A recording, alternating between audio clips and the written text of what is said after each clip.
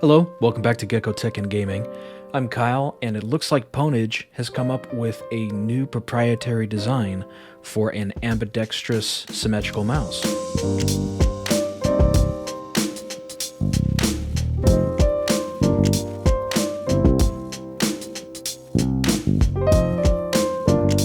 The Pwnage Ambi Wireless comes with interchangeable shells. It offers a lot of customizability in terms of appearance with the top shell, mouse 1, mouse 2, side buttons, as well as even the DPI button can all be swapped out for different colors as well as different side button profiles. The real draw for this mouse is the repositionable sensor. This mouse is a really interesting one. As far as I'm aware, there's not really a whole lot of other mice that offer the ability to customize the position of the sensor on the mouse itself. So first off, this mouse is actually truly ambidextrous with side buttons on the left and right side. Left-handed users rejoice. It comes with a 3330 sensor, kailh 8.0s in mouse 1 and mouse 2. Really good components. Nothing to really complain about there. It's available in black and white.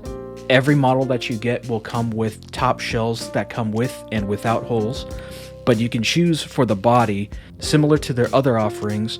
You can choose for the sides if you want the sides to have holes or no holes. Personally, I would advise just getting the version without holes. It only makes a couple grams difference, and it doesn't feel great in hand. The side buttons can all be removed, as well as the DPI button without any tools. They'll just pop out with your fingernail, and you can replace them with any other color that you want. So if you get a black version, but you want to get another shell color like the red or one of the metallic versions, you can swap those out and make a whatever kind of color theme that you want. And along with that, the side buttons do come with flat versions so that it prevents you from clicking the button.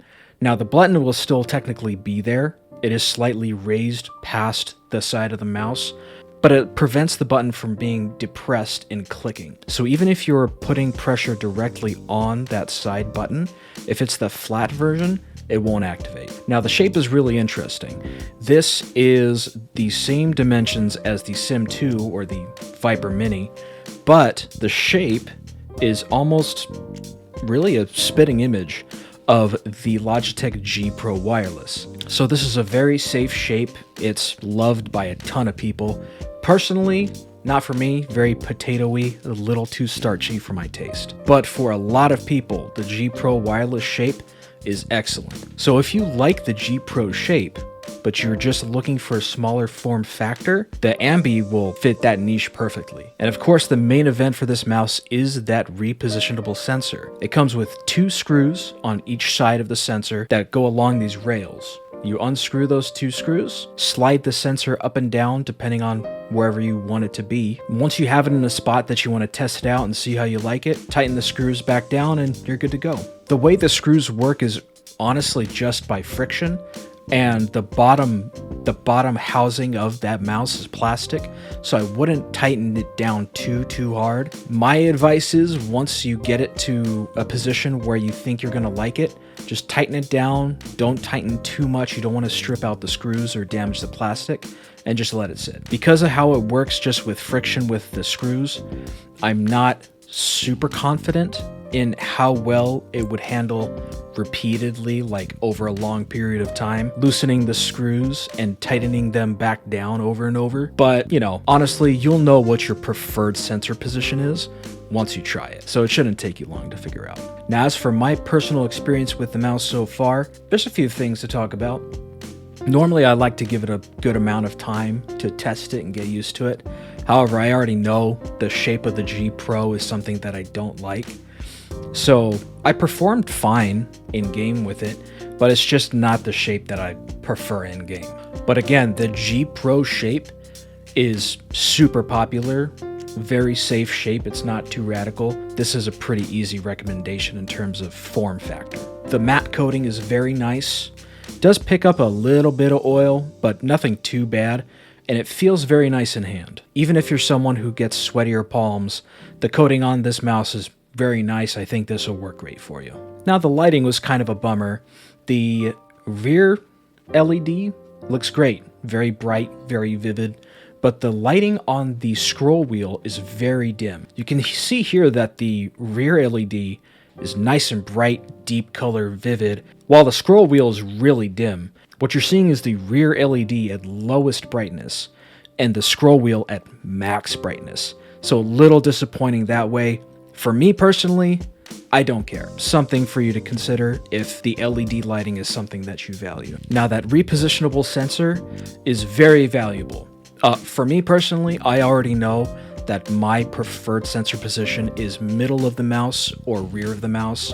I do really well with mice such as the Aerox 3. Did really good with that mouse, and that's a very rear positioned mouse. The new Xenix Titan, which I've been running for a while now, that one's very centrally located. I've tried mice with more forward positioned sensors such as the Orochi V2, and it just wasn't my thing. I didn't do as well with it. But having a one-stop shop, one mouse that lets you figure out, do I like that rear position? Do I like that forward position? And you don't have to buy 3 different mice to figure out what your favorite position is. That's very valuable to have in one single mouse. And not only that, it's very valuable because the shape is very safe. So pretty much anybody should be able to pick up this mouse and use it perfectly well. There's a very palpable difference when you have that sensor in a different position when you're aiming. It feels significantly different. You'll know what your preferred position is once you try it and you have it in hand. Moving on to clicks, here's a quick sound test. Mouse 1 and mouse 2.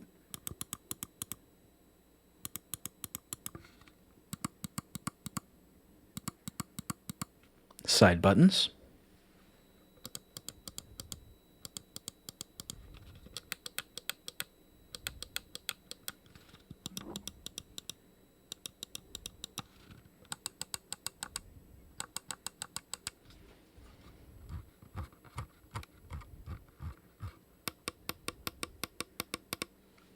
Mouse 1 and mouse 2 are very responsive, nice clicky, nice sound to them, not mushy at all, no pre-travel, very minimal post-travel, just a tiny bit of side play.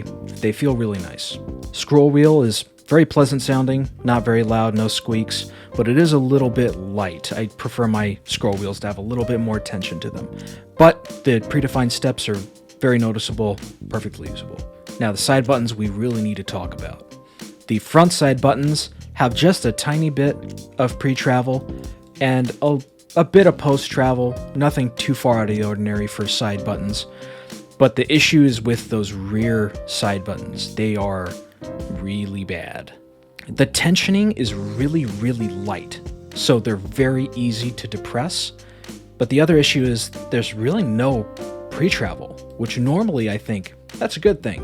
But when you combine no pre-travel with a switch that's like way too light, it's crazy easy to accidentally depress and activate these rear side buttons. There's also like a huge amount of post travel on the rear side buttons as well. I found myself in game pressing them accidentally all the time. I actually couldn't really play with this mouse with those rear side buttons on. I had to replace them with those flat replacements just so that I wouldn't accidentally push them. And understand that's coming from someone who used to use the Viper Ultimate, and I never had any issues with those side buttons, even though there were a lot of people reporting that they didn't like it having buttons on both sides because they were accidentally clicking them. So if accidentally clicking side buttons was a problem for you with any other mice, this is definitely not great. Personally, I won't really be using this mouse very much. I already know what my sensor position is, and I have other shapes that I prefer. In terms of shape and just general use, this is a very cool mouse. With that repositionable sensor, that's going to be something that you won't have to pay a ton of money buying a bunch of different mice to figure out what your preference is. If a smaller G Pro wireless is something that you've been waiting for, this is an excellent option, because not only are you getting that G Pro wireless shape, you're getting it small, you're also getting the added bonus of being able to reposition that sensor wherever you want. Not to mention the customizability. There's a lot of really cool color combos you could get. At $120, this isn't exactly a budget wireless option, but it does offer some very premium features and components with the 3370 sensor, kailh 8.0s. I mean, there's really nothing to complain about there. The LED lighting is really not a non-factor for me. Yeah, it doesn't look as good, but I don't really care. I'm not looking at the mouse while I'm playing the game. For me, those side buttons are just really bad. Normally, I don't make too big a fuss about the side buttons, but this is something that actively interrupted my gameplay. So for me, it's hard to ignore. Now, take it with a grain of salt. This is just one copy of the mouse. I don't know if this is something that a lot of people will run into, or if I just got a bunk copy. I personally pre-ordered this out of my own money. This wasn't sent to me for review or anything. So everything you're hearing is just my opinion. Really, those side buttons are what prevent me from giving this a 2 thumbs up. Honestly, it's kind of a 1 thumb up right now. Hopefully this is something that was just my copy. Maybe I'd wait for them to get the QC figured out before picking one up. Again, it might just be my copy. Someone else may have gotten one that was perfectly fine. I just got a bad one, who knows. But that's just my opinion based on what I received. Hey, if this video helped you out, leave a like.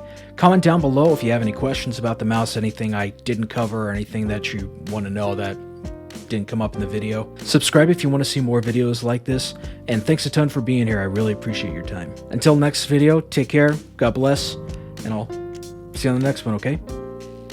Later.